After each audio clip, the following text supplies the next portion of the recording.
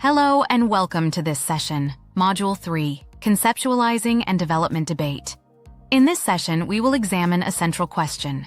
Is corporate social responsibility, CSR, a core duty or a strategic tool? This module explores the debates that have shaped CSR, tracing its evolution into environmental, social, and governance (ESG) practices, and examining its influence on UK law and corporate policy. You will gain insight into how CSR is interpreted and applied across organizations today. CSR has been defined in various ways over time. The European Commission views it as voluntary integration of social concerns. The World Business Council emphasizes ethical behavior and quality of life. The UK Companies Act obliges directors to consider stakeholders. Key traits include voluntary action, stakeholder engagement, and balancing profit with societal needs. CSR has evolved through distinct stages. Initially, it focused on philanthropy, like Cadbury's community efforts. In the 70s and 80s, compliance became crucial due to legal pressures. The 90s saw CSR as a strategic tool, integrating it into business identity. Recently, CSR merged with ESG, influencing investment and global commitments. CSR debates contrast instrumental and normative views. Instrumental CSR sees financial or reputational benefits. Normative CSR focuses on moral duties regardless of profit. The UK legal framework reflects this balance. Directors must consider both shareholder success and stakeholder interests. Legitimacy theory suggests CSR maintains a company's societal acceptance. Boohoo's supply chain reforms illustrate this. Stakeholder theory expands business relationships beyond shareholders. The triple bottom line measures success by profit, people, and planet. These theories shape UK sustainability reporting. CSR faces criticism for potential greenwashing. Volkswagen's scandal highlighted this issue. Measurability is another critique, leading to ESG's development. Shareholder critique argues CSR diverts from profit maximization. Cultural relativism questions CSR's global applicability. In the 2010s, CSR evolved into ESG frameworks. ESG provides data-driven evaluation for investors. It covers environmental, social, and governance factors. The UK aligns with ESG through governance codes. Mandatory disclosures enhance transparency and accountability. Academic views on CSR vary. Some see it as essential for sustainability and trust. Others critique it as a capitalist smokescreen. The UK uses voluntary governance codes. EU directives influence non-financial reporting, impacting UK practices post-Brexit. Marks & Spencer's Plan A illustrates strategic CSR. Launched in 2007, it integrates sustainability into operations. It enhances brand image and efficiency. This approach demonstrates instrumental CSR.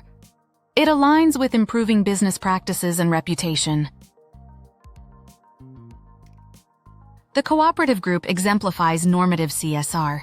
It focuses on ethical retailing and banking. This approach embeds ethics into governance. It often comes at the cost of profitability.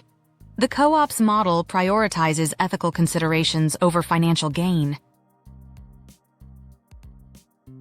BP's rebranding to Beyond Petroleum shows CSR for legitimacy. After the Deepwater Horizon disaster, it focused on climate change. CSR commitments aimed at renewable energy emerged. This case highlights CSR as legitimacy management. It underscores the importance of rebuilding trust. Boohoo's case illustrates reactive CSR. After exposure of poor working conditions, reforms were necessary. This highlights CSR as compliance and legitimacy recovery. It underscores the need for ethical supply chains. Boohoo's actions aim to restore brand credibility. UK laws anchor CSR in business practices. The Companies Act bridges shareholder and stakeholder views. The Equality Act enforces diversity and inclusion. The Modern Slavery Act extends CSR to global supply chains. The Corporate Governance Code embeds CSR in governance structures. Explore various resources to deepen CSR understanding.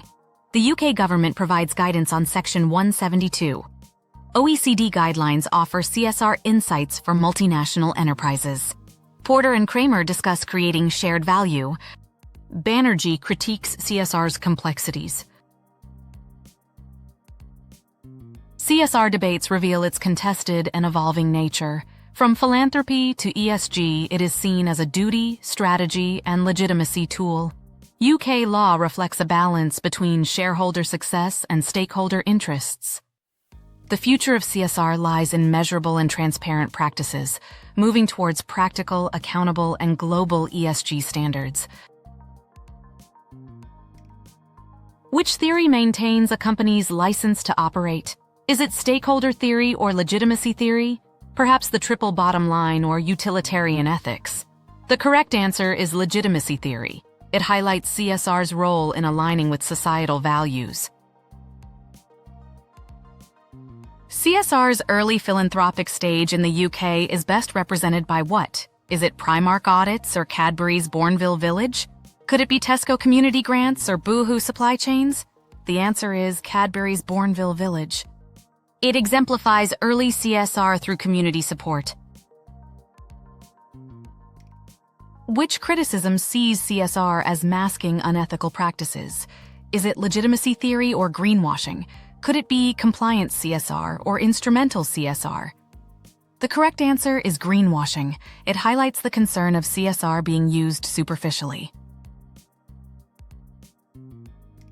Which UK law enforces transparency in supply chains?